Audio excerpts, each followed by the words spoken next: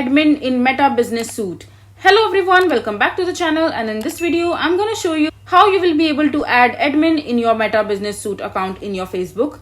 So first of all, just open your preferred browser, and after that just simply search for business.facebook.com and you will be landed to this particular Meta website. And after that just simply click on the three-dot menu icon from the left hand side of the screen, and over there you will be able to see a bunch of options. Just simply click on business settings right here.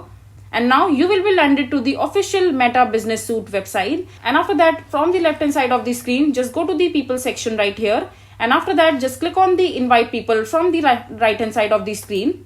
And after that, just simply enter the email address of the person that you would want to make the admin for this particular Facebook account. And after that, just simply enter the email address. And once you added the email address right here, and after that, you need to give permission to this particular invite. For example, you want to give the partial permission or access to this particular account that you would want to make the admin for this particular Facebook account.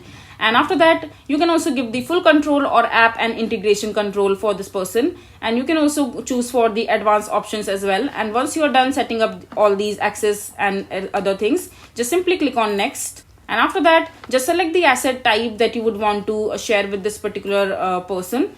And just click on that, and once you are done selecting the asset type as well, just click on invite. And after that, the Meta Business Suite will send an invite for this particular person to be an admin for this particular group.